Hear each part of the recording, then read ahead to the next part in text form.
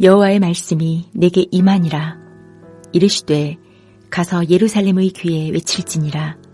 여호와께서 이와 같이 말씀하시기를 내가 너를 위하여 내 청년 때의 인애와 내 신혼 때의 사랑을 기억하노니 곧 씨 뿌리지 못하는 땅 그 광야에서 나를 따랐음이니라. 이스라엘은 여호와를 위한 성물 곧 그의 소산 중 첫 열매이니 그를 삼키는 자면 모두 벌을 받아 재앙이 그들에게 닥치리라. 여호와의 말씀이니라. 야곱의 집과 이스라엘의 집 모든 족속들아 여호와의 말씀을 들으라. 나 여호와가 이와 같이 말하노라. 너희 조상들이 내게서 무슨 불의함을 보았기에 나를 멀리하고 가서 헛된 것을 따라 헛되이 행하였느냐. 그들이 우리를 애굽 땅에서 인도하여 내시고 광야 곧 사막과 구덩이 땅 건조하고 사망의 그늘진 땅 사람이 그곳으로 다니지 아니하고 그곳에 사람이 거주하지 아니하는 땅을 우리가 통과하게 하시던 여호와께서 어디 계시냐 하고 말하지 아니하였도다. 내가 너희를 기름진 땅에 인도하여 그것의 열매와 그것의 아름다운 것을 먹게 하였거늘 너희가 이리로 들어와서는 내 땅을 더럽히고 내 기업을 역겨운 것으로 만들었으며 제사장들은 여호와께서 어디 계시냐 말하지 아니하였으며 율법을 다루는 자들은 나를 알지 못하며 관리들도 나에게 반역하며 선지자들은 바알의 이름으로 예언하고 무익한 것들을 따랐느니라. 그러므로 내가 다시 싸우고 너희 자손들과도 싸우리라. 여호와의 말씀이니라. 너희는 기띔 섬들에 건너가 보며 게달에도 사람을 보내 이 같은 일이 있었는지를 자세히 살펴보라. 어느 나라가 그들의 신들을 신 아닌 것과 바꾼 일이 있느냐. 그러나 나의 백성은 그의 영광을 무익한 것과 바꾸었도다. 너 하늘아 이 일로 말미암아 놀랄지어다. 심히 떨지어다. 두려워할지어다. 여호와의 말씀이니라. 내 백성이 두 가지 악을 행하였나니 곧 그들이 생수의 근원되는 나를 버린 것과 스스로 웅덩이를 판 것인데 그것은 그 물을 가두지 못할 터진 웅덩이들이니라. 이스라엘이 종이냐 시종이냐 어찌하여 포로가 되었느냐. 어린 사자들이 그를 향하여 부르짖으며 소리를 질러 그의 땅을 황폐하게 하였으며 그의 성읍들은 불타서 주민이 없게 되었으며 놉과 다바네스의 자손도 내 정수리를 상하였으니 내 하나님 여호와가 너를 길로 인도할 때 내가 그를 떠남으로 이를 자취함이 아니냐. 내가 시올의 물을 마시려고 애굽으로 가는 길에 있음은 어찌 됨이며 또 내가 그 강물을 마시려고 아수르로 가는 길에 있음은 어찌 됨이냐. 내 악이 너를 징계하였고 내 반역이 너를 책망할 것이라.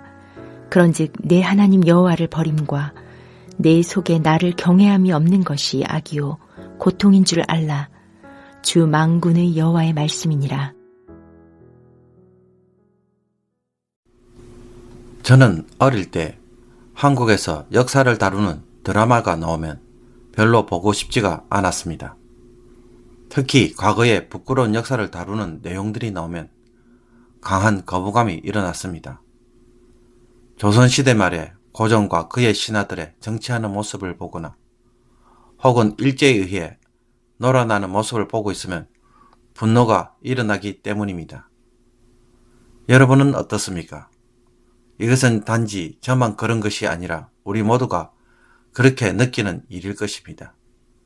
자신의 수치와 부끄러운 모습을 드러내는 것을 좋아하는 사람은 아무도 없으며 다른 사람이 와서 덜추어내는 것 역시 무척이나 싫은 일입니다. 그런데도 하나님은 예레미야 선지자를 통해 유다 왕국 즉 예루살렘에 대하여 그 죄악을 자꾸 덜추어내실 뿐만 아니라 예레미야서 시작부터 끝까지 줄기차게 계속 이야기를 합니다. 왜 그럴까요? 그 이유는 하나님이 이스라엘을 너무나 사랑했기 때문입니다. 하나님에게 이스라엘은 특별했고 엄청난 기대를 품고 사랑했던 여인과도 같았습니다. 오늘 본문을 보면 하나님은 과거 자신과 이스라엘이 가졌던 관계가 어떠하였는지를 되돌아봅니다. 이스라엘 백성들은 애굽에서 탈출을 하고 광야를 지날 때 이런저런 불평도 있었지만 순수한 청년처럼 하나님을 따라 나섰고 시내산에 도착해서 언약을 맺을 때 새 신랑과 새 신부처럼 서로 사랑할 것을 맹세하였습니다. 그리고 행복한 신혼 시절을 보내었다고 말합니다. 이스라엘이 광야의 얼음 속에서도 순종한 것을 두고 하나님은 자신을 사랑하는 모습으로 간주하십니다. 이런 순종에 하나님도 이스라엘을 하나님의 성물, 소산의 첫 열매로 소중히 여기셨습니다. 그러므로 이런 이스라엘을 누군가가 삼키려 한다면 하나님은 그들에게 벌을 내려서 재앙이 임하게 하심으로 이스라엘을 보호할 정도였습니다. 이스라엘에 대한 이런 회상을 볼 때 하나님과 이스라엘 사이에 서로 최고로 사랑하던 때는 애굽에서 탈출하고 광야 생활을 할 때입니다.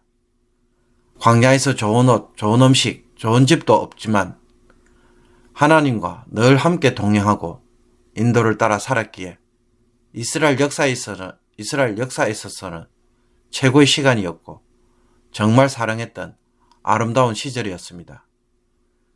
그러나 이렇게 사랑한 이스라엘이지만 막상 가나안 땅에 들어가자 어떤 일이 일어났습니까? 7절 말씀입니다.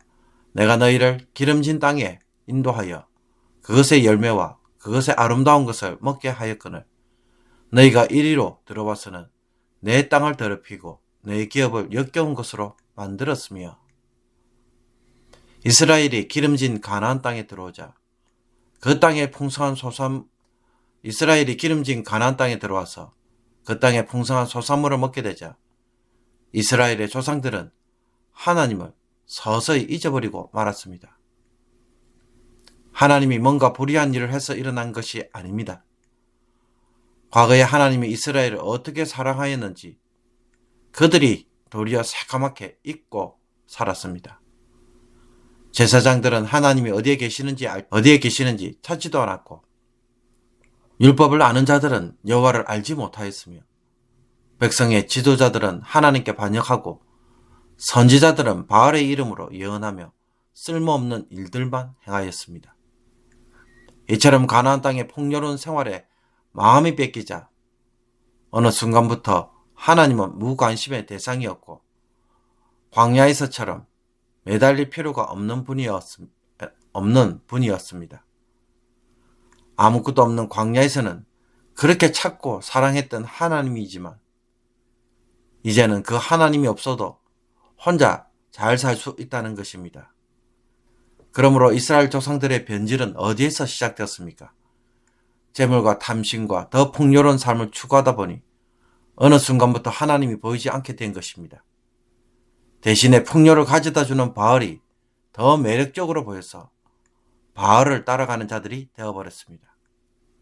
이 모습을 본 하나님의 심정은 엄청난 배신감에 깊은 상처를 받을 수밖에 없습니다.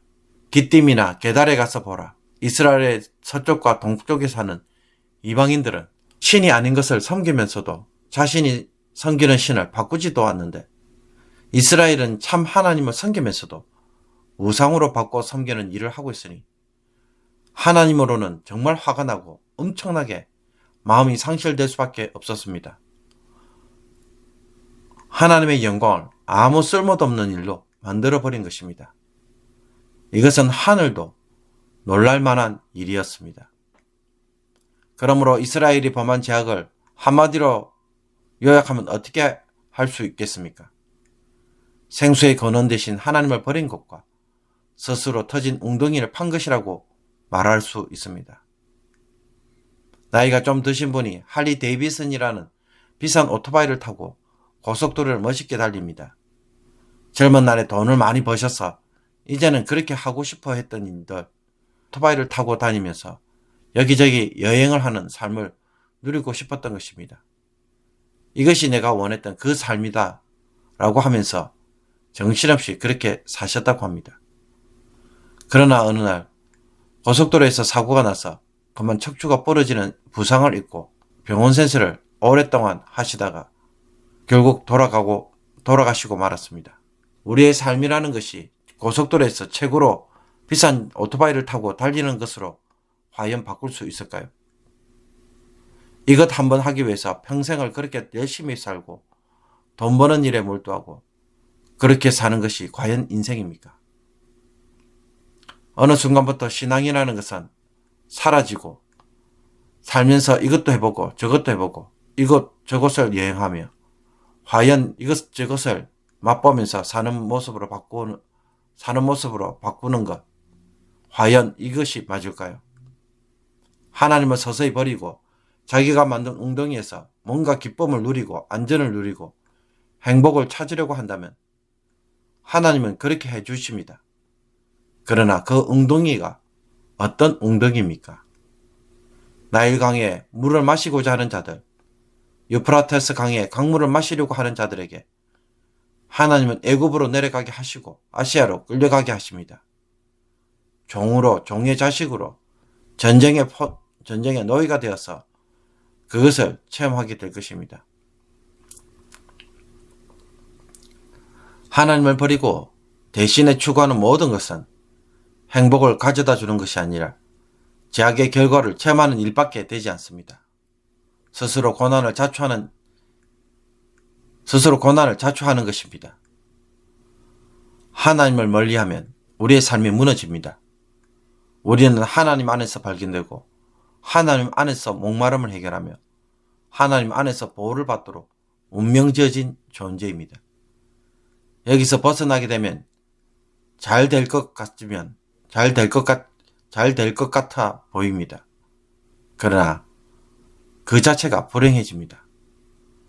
하나님 대신에 돈 버는 일에 힘쓰면 엄청난 돈을 벌 수 있습니다. 그러나 때론 그 돈이 터진 웅덩이가 될 때도 있습니다. 그러므로 하나님이 왜 나의 죄악을 드러내시고 심판하시는 일에 그토록 집요하신지를 깨닫기를 원합니다. 하나님의 깊은 사랑이 회복되기를 원하고 하나님은 우리와의 깊은 사랑이 회복되기를 원하고 계십니다. 질투심이 아닌 첫사랑으로 사랑하기를 원하고 계십니다. 우리가 추구하는 것으로 우리가 스스로 무너진다는 것을 속히 깨닫기를 원하시는 그 하나님의 간절한 마음을 우리가 이제는 알기를 원합니다. 오늘 이 말씀을 통해 하나님과의 신혼생활이 우리가 살아야 할 삶인 것을 꼭 발견하고 터진 웅덩이를 만드는 일에 시간과 정력과 돈을 버리는 일들을 중단하는 저와 여러분이 되기를 원합니다. 기도드리겠습니다. 사랑의 하나님, 하나님이 기억하시고 기대하시는 것처럼 저희들도 하나님을 신혼 때처럼 사랑하고 청년 때처럼 순전한 마음으로 순종하는 자들이 되기를 원합니다. 하나님을 버리고 터진 웅덩이에서 찾는 행복이 도리어 악이 되고 고통이 된다는 것을 제대로 깨닫기를 원합니다. 하나님을 사랑하지 못하게 만드는 것들에 대해 스스로 삼가하고 스스로 끊게 하소서. 죄와 고통으로 체험하는 자들이 되지 않게 하여 주옵소서. 광야에서 누렸던 신혼의 기쁨을 다시 누리도록 우리의 무디어진 마음, 시그진 마음에 성령님이 오셔서 뜨겁게 해주시고 하나님을 통해서 모든 것을 얻는 은혜로 살게 하여 주옵소서. 예수 그리스도의 이름으로 기도합나이다. 아멘.